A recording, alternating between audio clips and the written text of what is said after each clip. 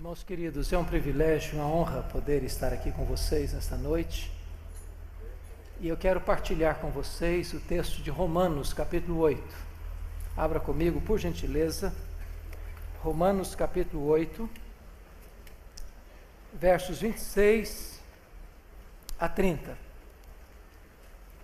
Romanos 8, 26 a 30.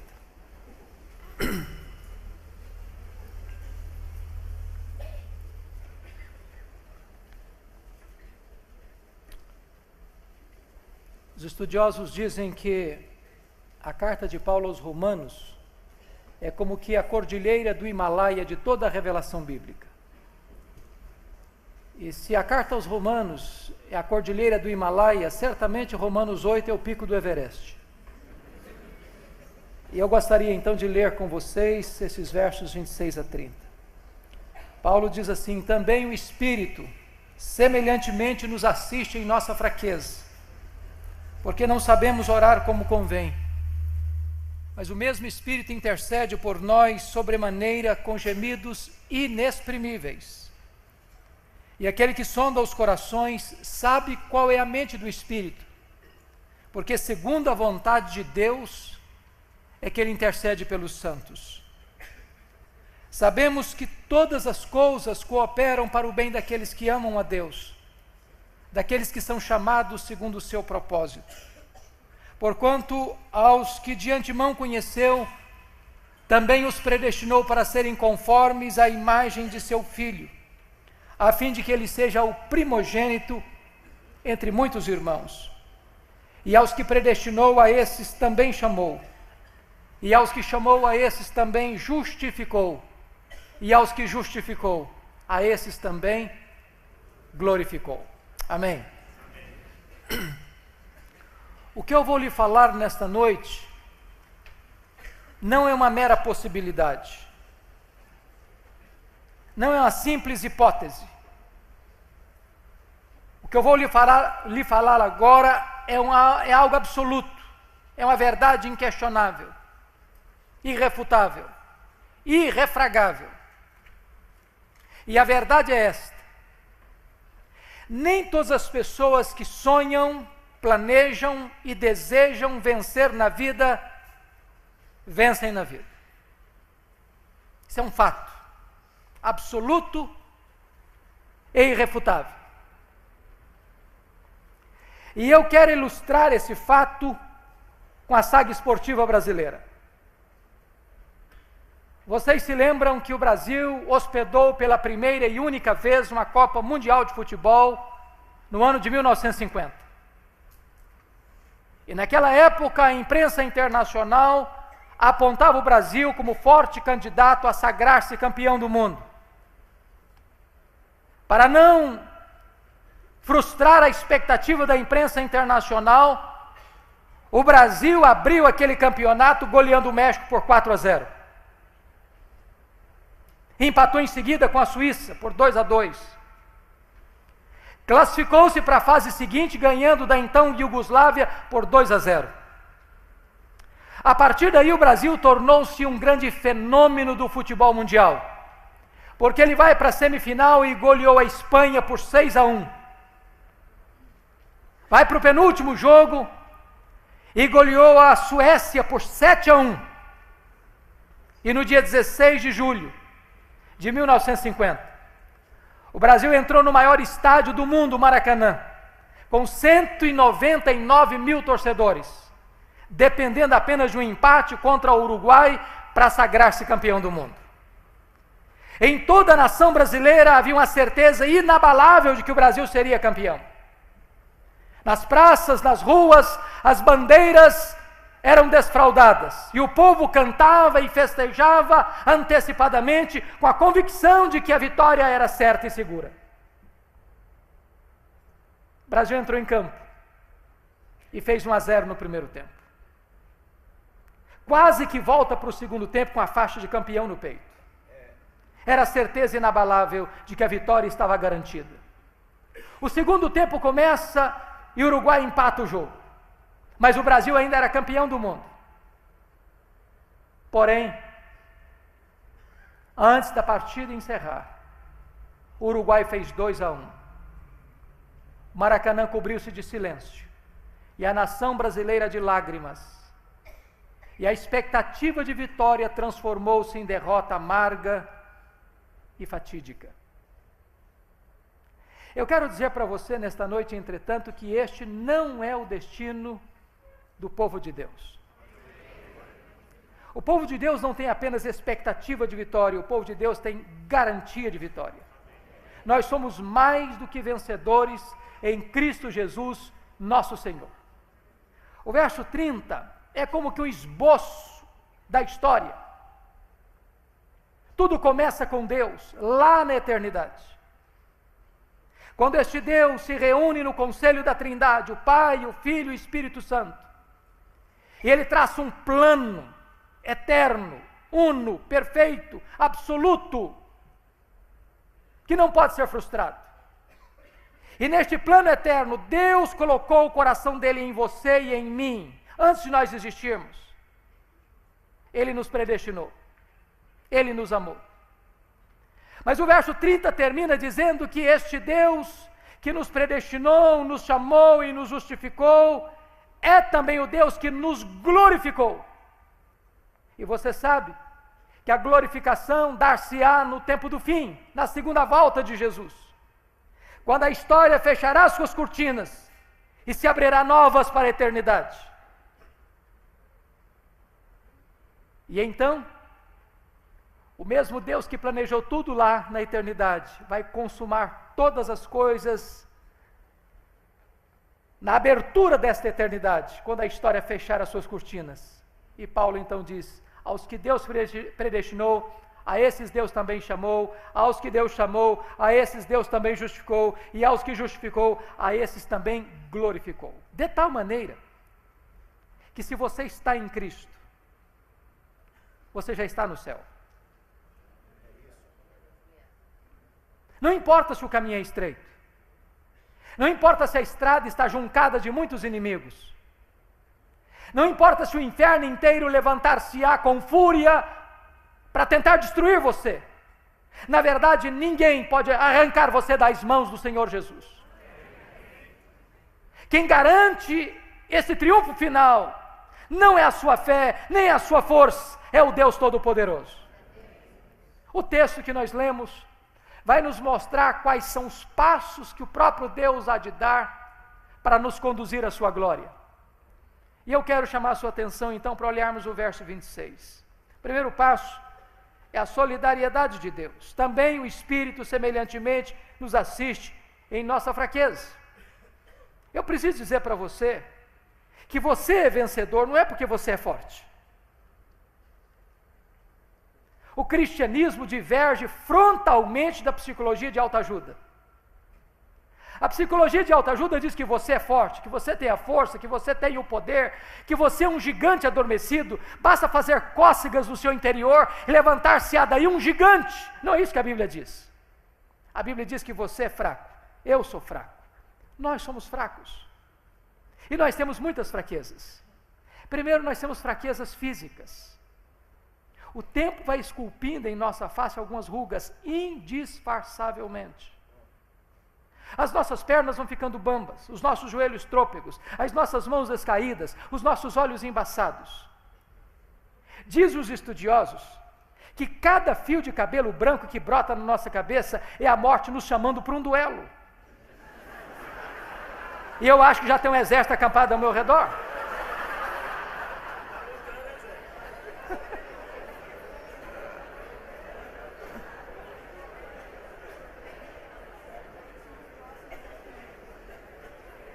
Nós temos fraquezas emocionais.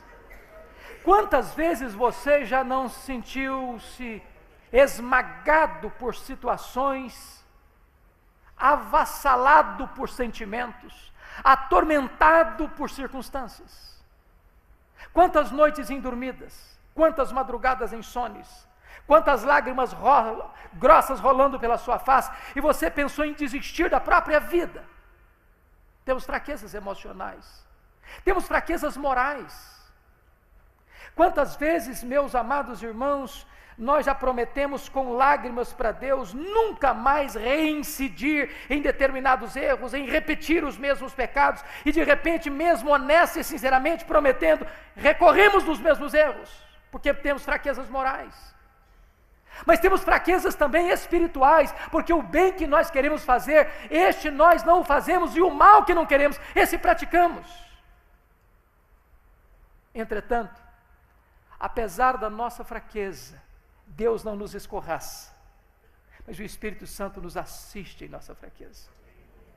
E essa palavra assistir na língua grega traz a ideia de que a vida é um fardo tão pesado que você não pode carregar este fardo sozinho, então o Espírito Santo vem e carrega este fardo por você. Agora, por que você e eu somos fracos? Paulo responde: porque nós não sabemos orar como convém, nem orar sabemos. E por que não sabemos orar como convém? Porque nós não sabemos o que é melhor para nós. Às vezes nós pedimos para Deus uma pedra pensando que estamos pedindo um pão. Às vezes pedimos para Deus um escorpião pensando que estamos pedindo um ovo. Às vezes pedimos para Deus uma cobra pensando que estamos pedindo um peixe. Às vezes pedimos para Deus que vai nos destruir, pensando que estamos pedindo aquilo que vai nos dar vida. Deus não dá o que você pede, Deus dá o que você precisa. Deus dá o melhor.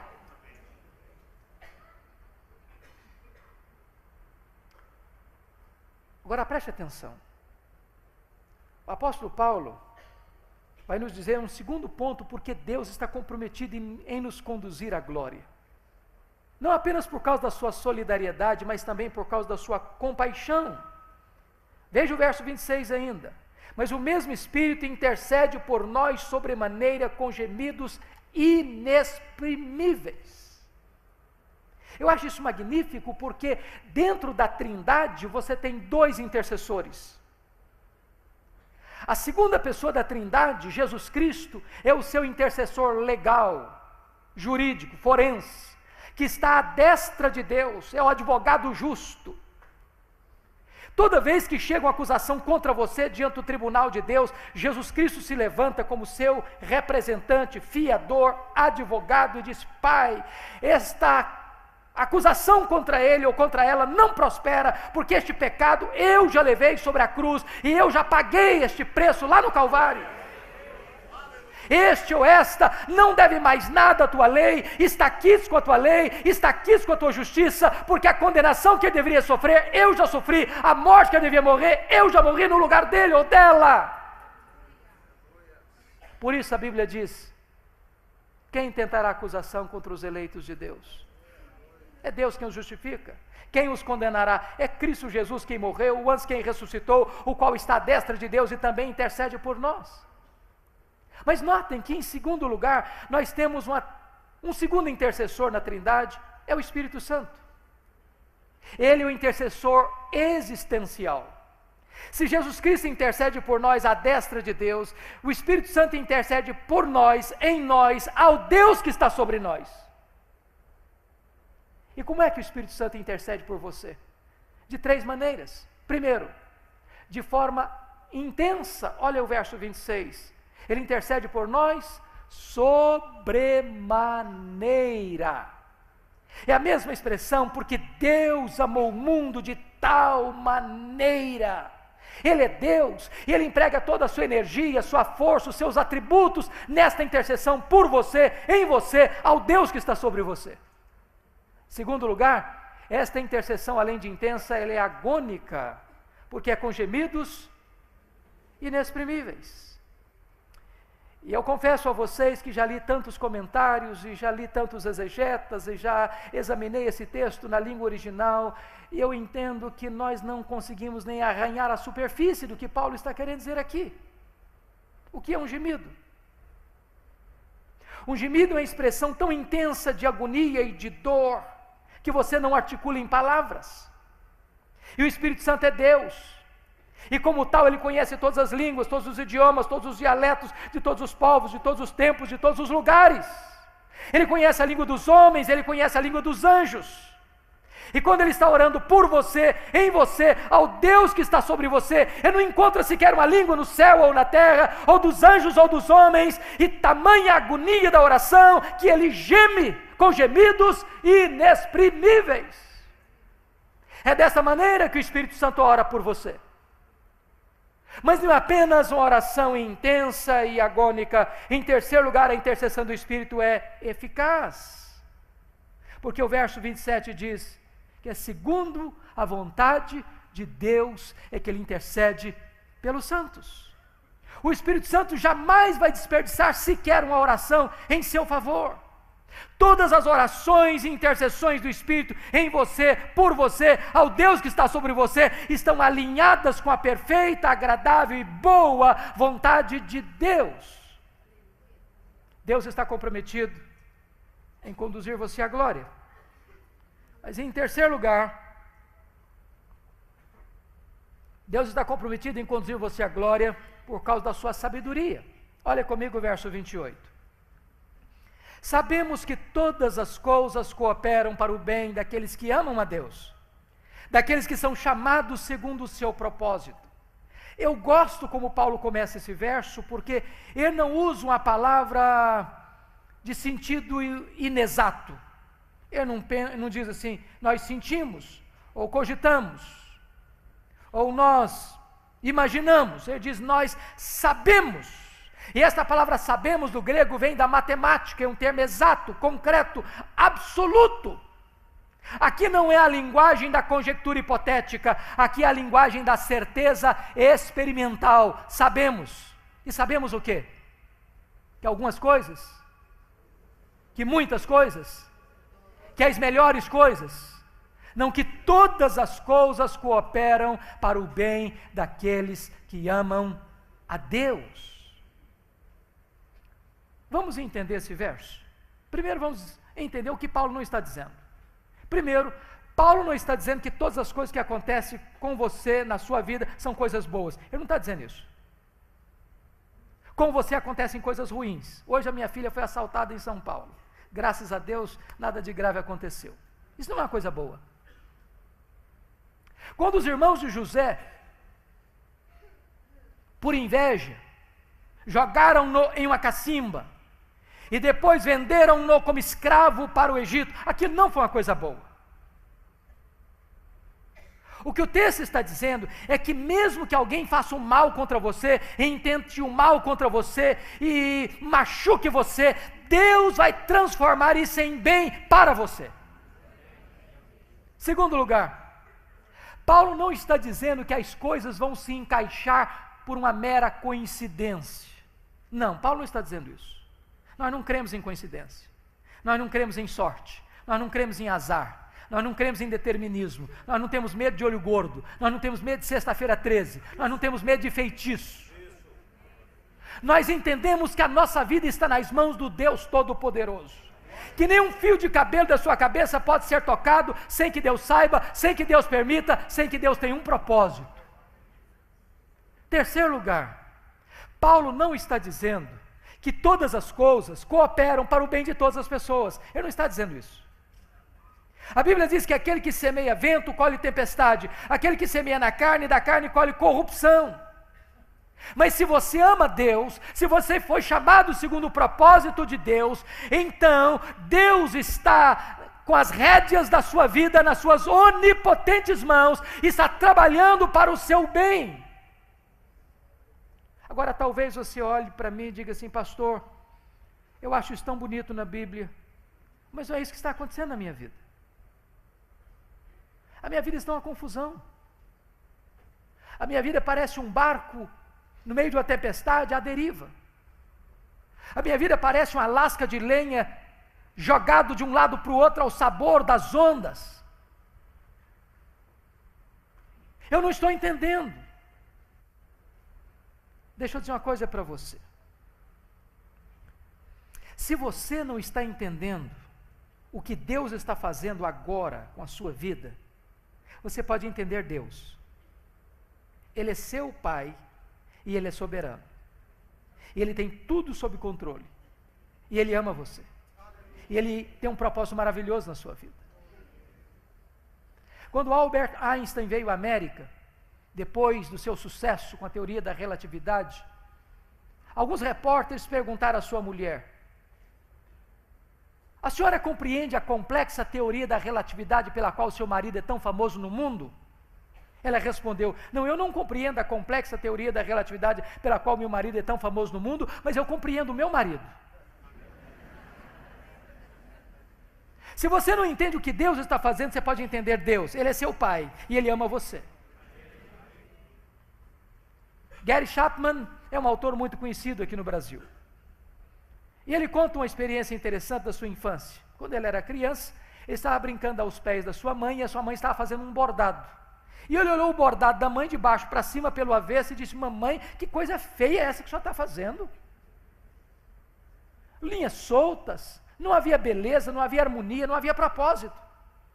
E a mãe percebeu a confusão do filho, chamou, disse: filho, vem cá. Sentou o menino no colo, mostrou o bordado de cima para baixo, do lado direito, e o menino ficou encantado. Havia beleza, havia harmonia, havia sentido, havia propósito. Talvez você está olhando para a sua vida hoje como um filho olhando o bordado da mãe pelo avesso. Mas um dia Deus vai sentar você no colo dele e vai mostrar a sua vida de cima para baixo, e você vai entender que sempre Deus esteve trabalhando para o seu bem.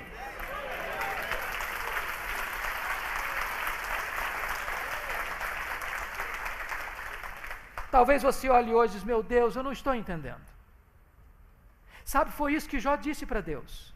Quando Jó perdeu os seus bens, os seus filhos, a sua saúde, o apoio da sua mulher, o apoio dos seus amigos, ele ergueu aos céus 16 vezes a mesma pergunta: por que, meu Deus? Por que eu estou sofrendo? Por que a minha dor não cessa? Por que eu perdi os meus filhos? Por que eu não morri no ventre da minha mãe? Por que eu não morri ao nascer? Por que os seios da minha mãe não estavam murchos de leite para eu morrer de fome? Por que o Senhor não me mata de uma vez? A única resposta que Jó ouviu foi o silêncio de Deus. Ele levantou aos céus 34 vezes a sua queixa. A única resposta de Deus às suas queixas foi o silêncio total. Quando Deus resolveu falar, Deus não respondeu nenhuma das perguntas de Jó. Aliás, Deus fez 70 perguntas para Jó. E Deus perguntou para Jó: onde você estava, Jó, quando eu lançava os fundamentos da terra? Onde você estava quando eu cercava as águas do mar? Onde você estava quando eu espalhava as estrelas do firmamento? E Jó foi se encolhendo, e disse: agora, Deus, eu sei que tudo podes. Nenhum dos teus propósitos pode ser frustrado. Eu te conhecia só de ouvir falar, mas agora os meus olhos te veem, e eu me abomino no pó e na cinza. O livro termina Deus restaurando a sorte de Jó, devolvendo em dobro o que ele tinha, restaura o seu casamento, restaura a sua saúde, restaura as suas amizades, lhe dá mais 10 filhos. Mas o livro não explica por que Jó sofreu. Todo mundo estava errado, o diabo estava errado, porque achou que ninguém podia amar mais a Deus do que o dinheiro, do que a família, do que a saúde. A mulher de Jó estava errada, porque achou que ninguém podia adorar a Deus no sofrimento. Os amigos de Jó estavam errados, porque acharam que Jó sofria por um pecado grave que cometera. Jó estava errado, porque pensou que Deus o afligia sem causa. Eu vou lhe dizer uma coisa: o que Deus promete para você é restauração. Nem sempre Deus promete para você explicação. Se você não tem explicação de Deus, você pode pela fé dizer: nós sabemos que todas as coisas cooperam para o bem daqueles que amam a Deus, daqueles que são chamados segundo o seu propósito. Mas você pergunta: meu Deus, mas que bem é esse? É ser rico? É ter saúde? É ser famoso? É ter sucesso de acordo com a avaliação do mundo? Isso pode até vir a reboque. Mas o bem de que Paulo está falando está claramente definido no verso 29, quando ele diz: porquanto aos que de antemão conheceu, também os predestinou para serem conformes à imagem do seu Filho. Deus tem um projeto eterno na sua vida. E o projeto eterno de Deus na sua vida é esculpir em você a beleza de Jesus. É moldar e transformar você à imagem de Jesus. Deus não apenas quer levar você para a glória, Deus quer transformar você à imagem do Rei da Glória. Agora no verso 26, no verso 30, o apóstolo Paulo vai mostrar para nós como é que foi esse processo de Deus. Ele começa dizendo aos que predestinou, porque tudo começa com Deus, não podia começar conosco. Foi Deus quem nos amou primeiro. Não fomos nós quem escolhemos a Deus, disse Jesus, foi Ele quem nos escolheu. E graças a Deus por isso, porque estávamos mortos nos nossos delitos e pecados, e nós jamais escolheríamos Deus, foi Ele quem nos escolheu. E agora Paulo diz, aos que Deus predestinou, a esses Deus também chamou. E você sabe que há dois chamados, um chamado geral e um chamado específico, um chamado externo e um chamado interno, um chamado dirigido aos ouvidos e outro chamado dirigido ao coração. Jesus Cristo disse, muitos são chamados, mas poucos são escolhidos. Teve um dia que você ouviu a voz do bom pastor, e Jesus Cristo diz, as minhas ovelhas ouvem a minha voz e me seguem. Você leu um folheto, você leu um texto da Bíblia, você escutou um sermão, você ouviu um hino, você leu um livro, um amigo lhe testemunhou da graça, e o seu coração foi aberto, e os seus olhos foram abertos, e as disposições íntimas da sua alma foram tocadas, e Deus abriu o seu entendimento para o Evangelho. Você foi chamado eficazmente, e Deus chama. E chama irresistivelmente, chama na rua, chama no hospital, chama no campo de futebol, chama no barzinho da esquina, chama na boate, chama na igreja, chama neste auditório, e Ele chama, e as ovelhas ouvem a sua voz. Um dia eu estava na igreja, no gabinete pastoral, era uma segunda-feira, quando entra um senhor dos seus 33 anos, e diz, pastor, eu estive ontem à noite aqui na igreja, no domingo. Falei, que bom que o senhor veio. E ele disse, mas eu não vim participar do culto. Eu perguntei, o senhor veio fazer o que então? Ele me respondeu, eu era um traficante, um assaltante. E eu vim aqui ontem à noite para roubar um carro, para pagar uma dívida. E eu disse, o que aconteceu com você? Ele disse, pastor, eu estava olhando no pátio qual carro era mais fácil roubar e levar, quando de repente eu escutei uma música do coral. E do jeito que eu estava com o meu 38 na cintura, eu entrei. Fui arrastado irresistivelmente. E quando eu entrei no templo, uma força maior do que a minha me tomou. E eu me senti desarticulado. E eu me senti tocado.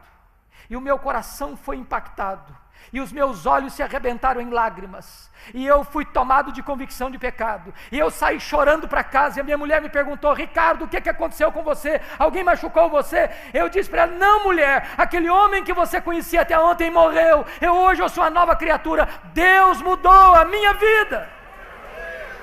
Deus chama, e chama irresistivelmente. Quando eu cheguei no seminário em Campinas, nos idos de 78, uma missionária americana fez amizade comigo e me disse, eu vou levar você à escola de cadetes de Campinas. E eu que vinha da roça, uma cidadezinha muito pequena, fiquei encantado com a beleza daquela escola. E com aquele fervor de um primeiranista de seminário, o primeiro soldado que eu vi na minha frente, com a metralhadora na mão, no seu posto de guarda, com um nome bordado na sua lapela, João Miguel Corpus, eu me aproximei dele e disse, João Miguel Corpus, você conhece a Jesus, o Filho de Deus? O João Miguel Corpus quase me bateu. Ele me insultou, ele blasfemou. Ele diz, não me fale essa tolice, eu não acredito nesse negócio de Deus, eu não acredito nessa bobagem de evangelho, não me incomode. E eu fiquei frustrado, envergonhado e perplexo perto daquele moço. Confesso que eu perdi o rumo de casa. Mas antes de ir embora, Deus me deu uma palavra de ousadia. E eu virei para o João Miguel Corpus e disse, João Miguel Corpus, eu preciso lhe dizer 3 coisas antes de ir embora. Primeiro, Deus existe, acreditando você nele ou não, Ele existe assim mesmo. Segundo, esse Deus ama você. E provou esse amor, mandando Jesus, o seu Filho, para vir ao mundo, morrer em seu lugar, para perdoar os seus pecados, dar a você a vida eterna. E terceiro, você é um pecador, e se você não se arrepender, você vai para o inferno, e até logo, sair correndo, o cara estava com a metralhadora na mão.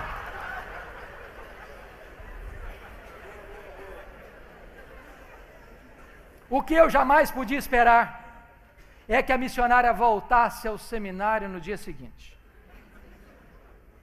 E ela disse: pastor Hernandes, você precisa da minha casa agora. Eu falei: o que aconteceu? O João Miguel Corpus está lá em casa e quer te ver. Aí eu fiquei mais preocupado ainda. Pensei: será que ele ficou ofendido com a minha abordagem? Quando eu cheguei naquela casa, o João Miguel Corpus estava sentado no fundo da sala. Quando ele me viu entrando, ele se levantou, correu na minha direção, me segurou pelos braços e com as lágrimas rolando na sua face, ele me disse: por favor, me fale do seu Deus, me fale do seu Jesus. E aquele soldado ateu estava de joelhos, se rendendo aos pés do Salvador. Eu acompanhei o João Miguel Corpus no seminário, foi batizado. Quando eu voltei no mês de julho, de férias, ele me ligou e disse: eu ganhei 3 colegas aqui da Escola de Cadeias para Jesus. Perdi o contato com o João Miguel Corpus depois do seminário, nunca mais o vi, nem ouvi falar dele. No congresso da CEPAL deste ano, eu estava aqui, e referi-me a João Miguel Corpus. Um pastor me procurou ali no pátio e disse: você sabe qual o paradeiro de João Miguel Corpus? Eu disse: não, eu gostaria de saber. Eu falei: eu sei. João Miguel Corpus está concorrendo ao generalato. E mais, ele é ministro do Evangelho.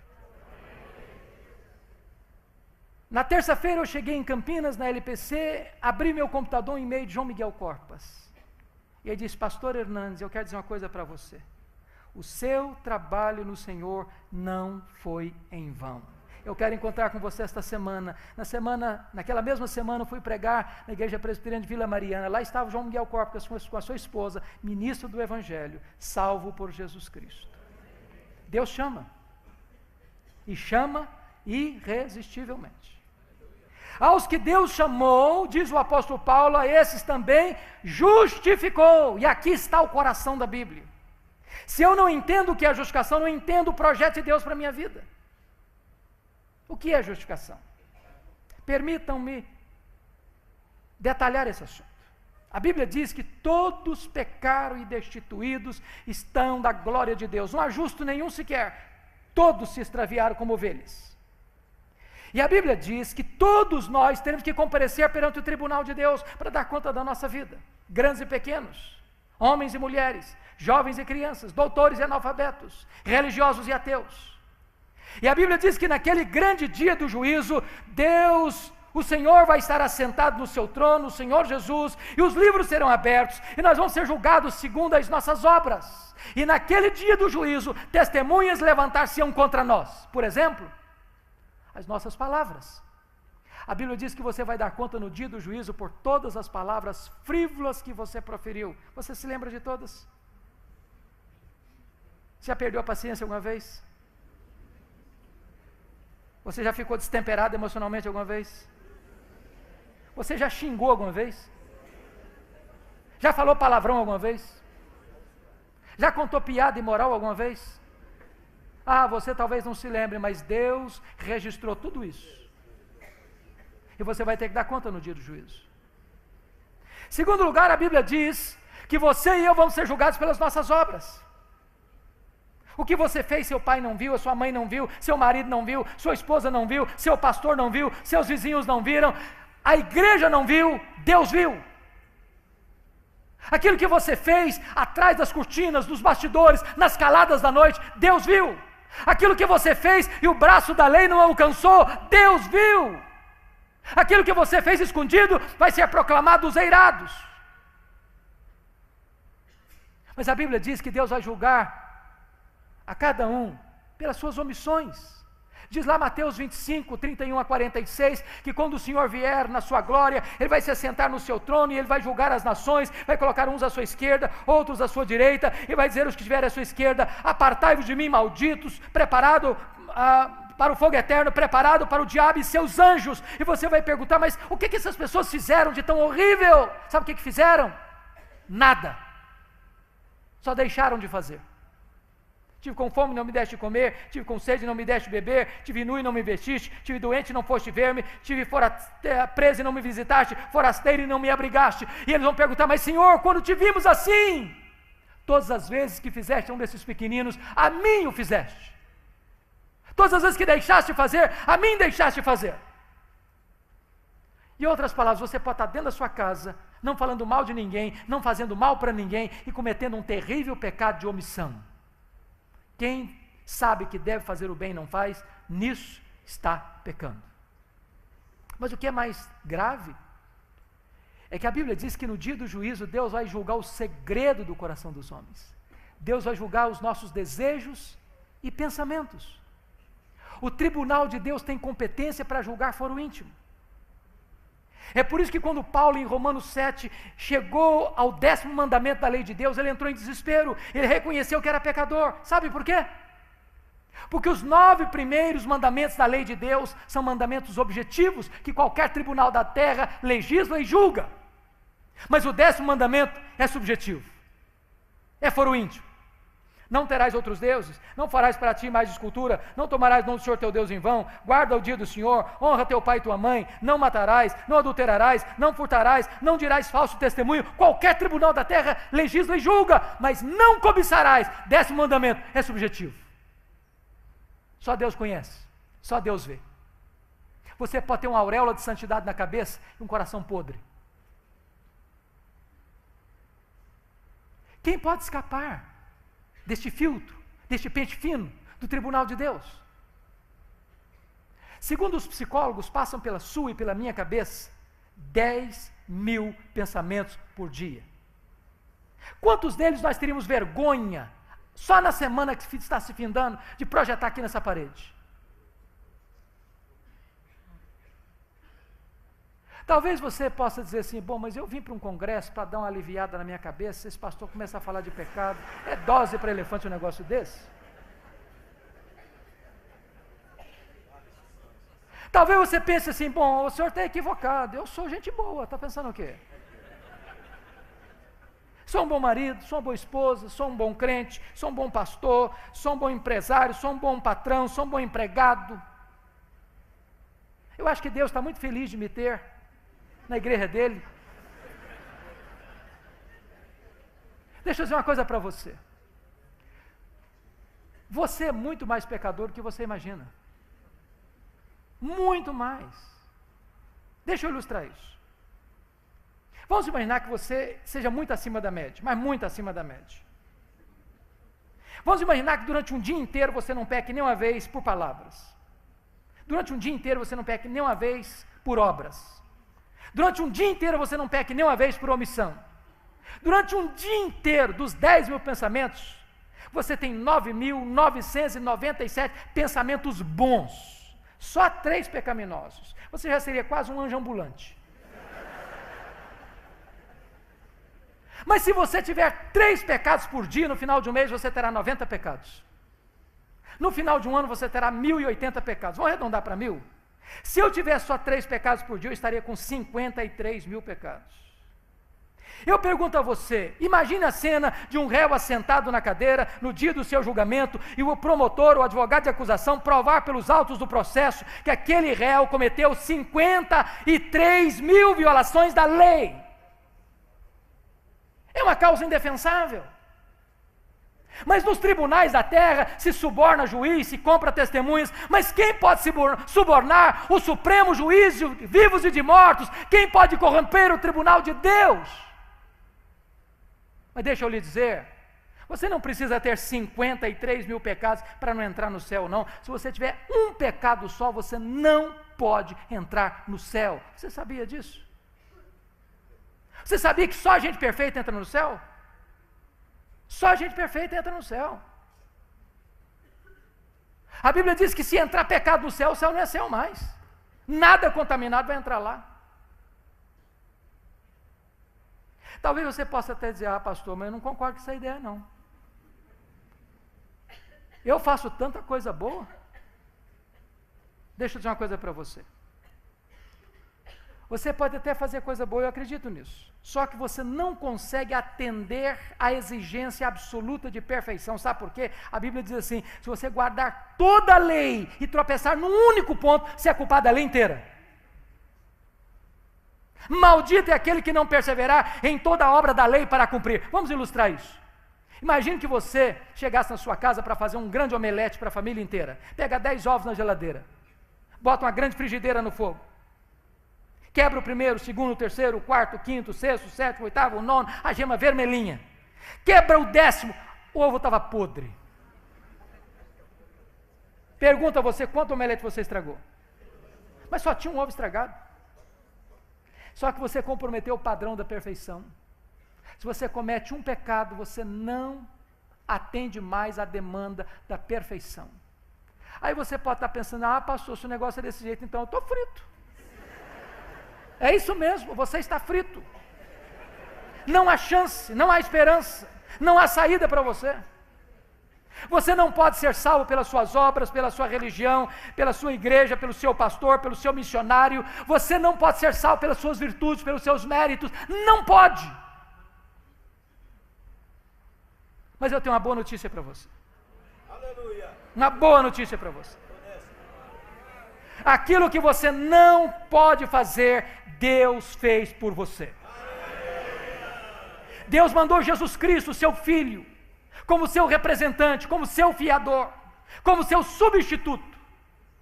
E quando Jesus estava lá na cruz, a Bíblia diz que Deus pegou todas as suas transgressões e lançou todas elas sobre o seu Filho. Naquele momento não havia beleza nele.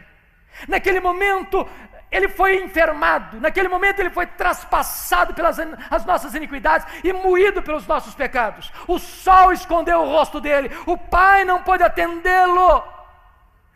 Ele foi feito pecado, ele foi feito maldição por nós.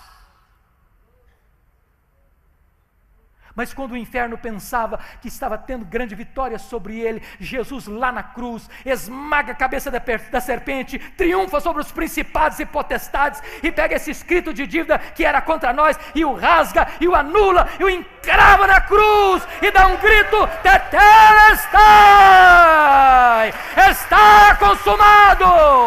Aquele que crê em mim não deve mais nada. Está quites com a lei de Deus, está quites com a justiça de Deus, está justificado. Aleluia. Meus amados irmãos, justificação é mais do que perdão. É mais do que perdão. Eu vou ilustrar isso. Imagine que você devesse R$1 milhão no Banco do Brasil e está falido, sem um centavo. Alguém vai lá e deposita R$1 milhão na sua conta e quita a sua dívida. Você foi perdoado da dívida porque alguém pagou a sua dívida. Está livre da dívida, mas se você estava falido, continua falido. Isso é perdão. Justificação é mais do que isso. Aconteceu lá na cruz uma transação comercial importante. Primeira transação, diz Paulo em 2 Coríntios, capítulo 5, que Deus reconciliou o homem consigo mesmo por intermédio de Cristo, não imputando aos homens as suas transgressões. A palavra imputação é colocar na conta de. Deus não pôs a sua dívida na sua conta, e a sua dívida é impagável. Essa foi a primeira transação. Segunda pergunta, mas se não colocou na minha conta, colocou na conta de quem? E aí a Bíblia diz, aquele que não conheceu o pecado, Deus o fez pecado por nós. Então Deus colocou a minha dívida na conta de Jesus. E o que Jesus fez com a minha dívida? Lá na cruz, Ele pegou esse escrito de dívida que era contra mim, rasgou, anulou, pagou com seu sangue e disse, está pago, está justificado, tetelestai, está consumado. Terceira transação.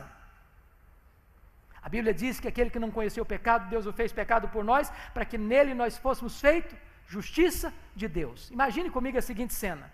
Deus vai agora lá na sua ficha no tribunal do céu. Está escrito lá assim, não deve mais nada. Está quites com a minha justiça. E Deus faz mais uma coisa. Deus faz um DOC na sua conta. Deposita na sua conta toda a infinita e perfeita justiça de Cristo. Quando Deus olha para você, é como se Ele visse, e é isso que acontece, toda a justiça de Cristo cobrindo você, como o ouro cobriu a madeira de acácia do tabernáculo. Deus não vê mais o seu pecado, Deus vê a justiça de Jesus em você. Isso é justificação. É por isso que Paulo não podia terminar de outra maneira. Os que Deus justificou, a esses também Deus glorificou. Embora a glorificação é um fato futuro, na mente de Deus e nos decretos de Deus já é um fato consumado. Já aconteceu. Por isso nada nem ninguém pode arrancar você dos braços de Jesus. Paulo então termina esse texto, e eu termino também, fazendo 5 perguntas retóricas. Se Deus é por nós, quem será contra nós? Lembre que Paulo não está perguntando quem é contra nós, porque se Paulo fizesse essa pergunta, o inferno todo se levantaria. Está dizendo o seguinte: se Deus está do seu lado, você é a maioria absoluta. Você é mais do que vencedor. Segunda pergunta: aquele que não poupou o seu próprio filho, antes por todos nós o entregou, porventura não nos dará graciosamente com ele todas as coisas? Se Deus já deu o maior, que é o seu filho, você acha que Deus vai largar você no meio do caminho agora? Você acha que Deus vai abandonar você agora ao seu próprio destino? Não, Deus há de completar a obra que começou a fazer em você. Aleluia. Terceiro, quem tentará acusação contra os eleitos de Deus? É Deus que os justifica. Não prospera mais acusação contra você diante do tribunal de Deus, porque o próprio Deus está dizendo: você está quites com a minha lei e com a minha justiça, não por causa da sua justiça própria, mas por causa da justiça de Jesus colocada na sua conta. Quarta pergunta: quem os condenará? É Cristo Jesus quem morreu, o antes quem ressuscitou, o qual está à destra de Deus e também intercede por nós. É impossível prosperar acusação contra nós, porque Jesus Cristo foi o nosso fiador, representante, advogado e substituto. Ele não morreu apenas para possibilitar a sua salvação, ele morreu em seu lugar vicariamente. Finalmente, a pergunta existencial: quem nos separará do amor de Deus que está em Cristo Jesus? Será tribulação? Angústia? Nudez? Perigo? Espada? Por meio de todas as coisas somos mais do que vencedores em Cristo Jesus. Eu estou muito certo de que nem a morte, nem a vida, nem anjos, nem principados, nem poderes, nem altura, nem profundidade, nem qualquer outra criatura poderá nos separar do amor de Deus que está em Cristo Jesus, nosso Senhor. Louvado seja Deus. E eu quero concluir fazendo uma simples e objetiva aplicação. Primeiro, se você veio para este congresso e ainda você não recebeu esta tão grande salvação, renda-se ao Filho de Deus nesta noite. Hoje é um tempo oportuno, hoje é dia de salvação. Se você já entregou o seu coração para Jesus e já o confessa como Senhor da sua vida, então agradeça a este Deus por tão grande salvação. Que Ele nos abençoe. Amém.